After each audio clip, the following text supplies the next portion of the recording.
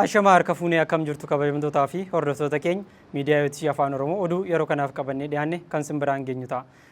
Amma gara oduu joosaanitti. Ayyaanni waggaa qulqulluu Sillaasee adoolessa 7 bakkeewwan adda addaatti kabajamee oole. Eebbifamoo Abuna Qalameenxoos duuka buutootaaf aangoo lubummaa kennan. Eebbifamoo Abuna Naatnaa'el balaa ibiddaa mana kiristaanaa irratti mudateef gadda itti dhaga'ame ibsan.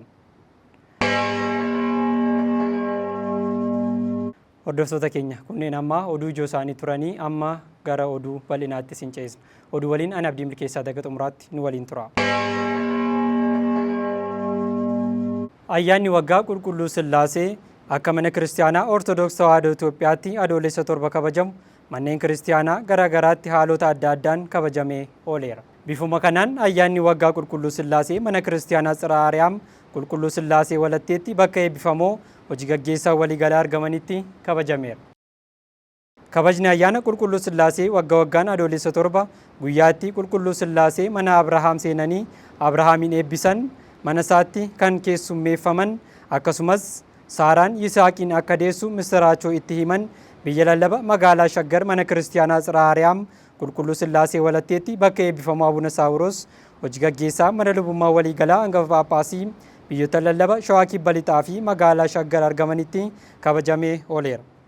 Kabaja ayyaana kanarratti Malaaka Salaam Alamaayyoo Tafarraa hojii gaggeessaa biyya lallaba magaalaa Shaggar, Malaaka Haayil Abbaa Afurq Yohaannis hojii gaggeessaa kutaa magaalaa Sadeenii fi biyya lallaba Finfinneetti hojii gaggeessaa kutaa magaalaa Lammii Kuraa, Malaaka Bisraat Barsiisaa Shimallis Gabra Tsaadiq bulchaa mana kiristiyaanichaa akkasumas amantoonni hedduu irratti argamaniiru.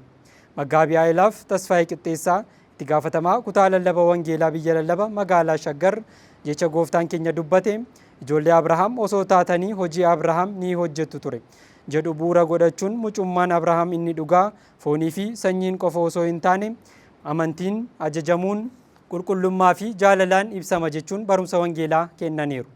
Eebbifamummaan isaaniis ergaa dabarsaniin manni kiristiyaanichaa waggaa darbe eebbifamtoota Phaaphaasotaan eebbifamee tajaajila kennuu akka eegale kaasuun amantoonnis mana kiristiyaanaa kanatti kan argaman akkuma qulqulluun Sillaasee godoo Abrahaam seenuun eebbisan amantoonnis mana qulqullummaa isaatti argamuun eebbaa akka fudhatan ibsaniiru. Dabalataanis eebbifamummaan isaanii amantoonni eebbaa hafuuraa argachuun cinatti mooraa mana qulqullummaa kanaa eeguu, kunuunsuu fi miidhagsuuf itti gaafatamummaa akka irra jiru hubachiisaniiru. Xumura irrattis sagantichi kadhannaa fi eebba eebbifamummaa isaaniin goolabameera.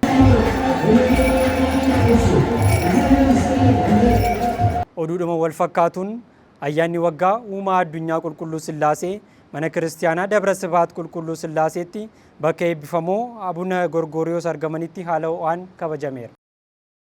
Ayyaanni waggaa qulqulluu Sillaasee mana kiristaanaa Dabra Sibaat qulqulluu Sillaasee Bishooftuutti bakka eebbifamoo Abuna Gorgoriyoos hangafa Phaaphaasii biyya lallaba Shawaa Bahaa hoogganaa kolleejii Hawaala Zawaay Hamara Birhaan qulqulluu Gabreelii fi mana barnoota leenjii luboota argamanitti haala ho'aan kabajamee ooleera.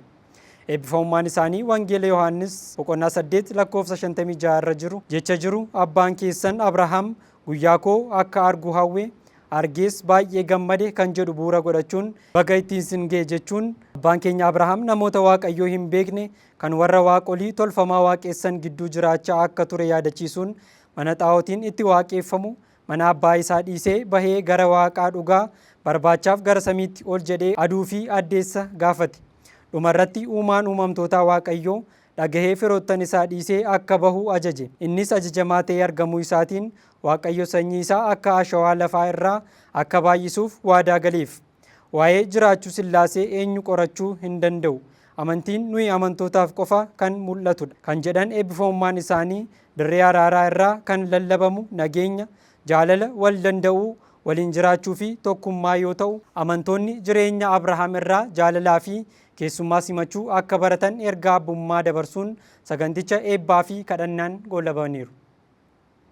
Miidiyaa Hamara Tawaahidootu gabaase.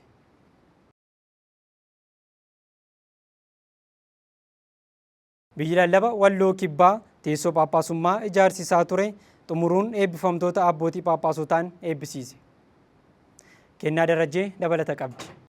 Biyyi lallaba Walloo Kibbaa teessoo Phaaphaasummaa haaraa ijaarsisee ture xumuruun eebbifamoo Abuna Atnaatiyoos Eebbifamoo Abuna Qeerloosii fi eebbifamoo Abuna Eermiyaasiin eebbifameera. Eebbifamoo Abuna Eermiyaas hangafa Phaaphaasii biyya lallaba Walloo Kaabaa, Walloo Kibbaa fi naannoo Amaaraatti bulchiinsa saba Oromoo biyya lallaba Kamisee erga abbummaa baga nagaan dhuftanii dabarsaniin teessoon Phaaphaasummaa tajaajila kennaa jiru bara 1940moota keessa kan ijaarame ta'uu yaadachiisaniiru. Biyyi lallaba Walloo Kibbaa biyya lallaba Walloo Kaabaa, Waagimraa, Affaarii fi Kamisee dabalee bulchaa kan ture bakka argama kawaalotaa fi manneen kiristiyaanaa durii akkasumas dhaabbilee barnootaa hafuurawaan biyya lallaba buleessa ta'uusaan seenicha kan madaalu teessoo Phaaphaasummaa ijaaruuf karoorrii qabameera jedhaniiru. Eebbifamoo Abuna Atnaatiyoos teessoo Phaaphaasummaa baricha madaalu osoo hin qabaatiin waggoota 34f seenaa irratti kan yaadatamu hojiiwwan baricha eeggate hojjetaniiru kan jedhan eebbifamummaan isaanii kadhannaa fi eebba abbootii eebbifamtoota buleeyyii lamaaniin durfamuun seenaa naannichaa beeksisuu fi kabaja isaa deebisuuf ni hojjenna jedhaniiru. Yeroo itti aanutti seenaa biyya lallaba Walloo Kibbaa fi baricha kan madaalu teessoo Phaaphaasummaa hanga ijaaramutti amma kan ijaarame teessoo Phaaphaasummaa gidduu galeessaa kana abbootiitiin eebbisiisuuf sagantaa qophaa'e ta'us dubbataniiru. Teessoon Phaaphaasummaa kunis kaaree meetira 470 irra kan buufate ta'uun ibsameera. Gabaasni kan biyya lallabichaati. Eebbifamoo Abuna Qelemenxoos duuka buutota 1330 ta'aniif aangoo lubummaa kennan. Eebbifamoo Abuna Qelemenxoos hangafa Phaaphaasii biyya lallaba Shawaa Kaabaa fi waajjira mana lubummaa waliigalaatti qajeelcha gurmii manneen barnoota dilbataa duuka buutota 1130 ta'aniif aangoo diyaaqonummaa, diyaaqonota 202 aangoo lubummaa, namoota 7 monoksummaa fi monoksota 4 aangoo qomosummaa kennaniiru. Eebbifamummaan isaanis tajaajiltootaaf ergaa dabarsaniin lubummaan aangoo osoo hin taane itti gaafatamummaa samii irraa ta'uu isaa ibsuun lubni hojii gaarii hojjetuun ni galateeffama. Yeroo balleessus itti gaafatamummaan irra jira. Isin kan waamamtan hojii gaariif namaa fi waaqa wal qunnamsiisuuf riqicha nagaa akka taataniifidha.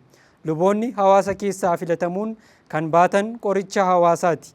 Dabaa fi hinaaffaan addunyaa dukkanaa'e keessatti akka ashabootti mi'eessuuf akka aduutti ibsuuf kan waamamtanidha jedhaniiru. Dabalataanis ogeessi fayyaa dhukkuba yaaluuf meeshaalee adda addaa fayyadama.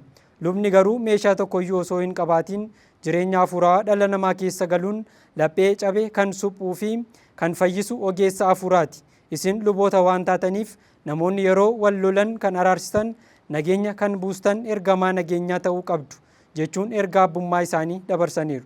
Xumurarrattis tajaajilli lubummaa mana qulqullummaa keessatti qofa osoo hin taane tajaajila hawaasummaas akka hammatu kaasuun gaddaa fi gammachuu mana hidhaa fi mana yaalaatti argamuun hawaasa seera mana kiristiyaanaan jajjabeessuu fi gorsuu qabdu jedhaniiru. Miidiyaa biyya lallaba Finfinneetu gabaase.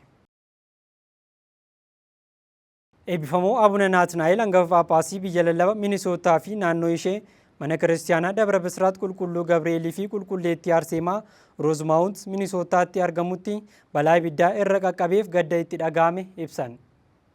Biyya lallaba Minisootaa fi naannoo isaatti manneen kiristiyaanaa argaman keessaa Roozmaawunt Minisootaatti yeroo dhiyootti doolaara miliyoona 2 fi 200,000 kan bitamee fi yeroo dhiyoottis manni qulqullummaa isaa kabajamuun tajaajila kennuu irratti kan argamu manni kiristiyaanaa Dabra Bisraat Qulqulluu Gabreelii fi Qulqulleettii Arseemaa sirni qulqulleessaa erga raawwatee booda haala nama gaddisiisuun gubateera. Eebbifamummaan isaanis bakkichatti argamuun luboota, koree sabakaa, faarfattoota dilbataa fi amantoota jajjabeessuun balaa mudateef gadda itti dhaga'ame ibsuun rakkoo mudate irrattis tajaajiltoota mana kiristiyaanichaa waliin mari'ataniiru. Eebbifamoo Abuna Gorgoriyoos mana kiristiyaanaa Dabra Madaaniit Iyesuus Bishooftuu ijaarsa irratti argamu daawwatan.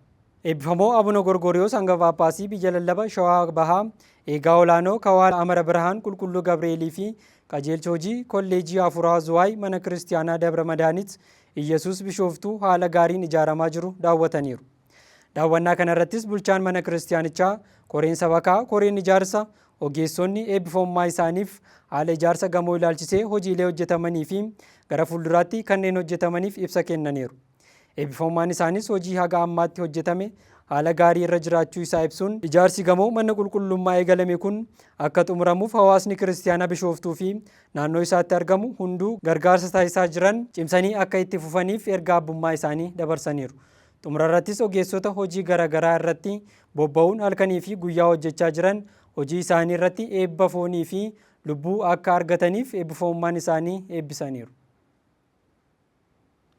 Miidiyaa Amara Tawaahidootu gabaase. Kabajamtootaa fi hordoftoota keenya miidiyaa OBN Afaan Oromoo oduun yeroo kanaaf qabannee dhiyaanne kana gaammaatti daawwattan ture. Oduu waliin ani Abdii Milkeessaan ture. Qophiilee OBN Afaan Oromoo afaan waliin turtii gaarii.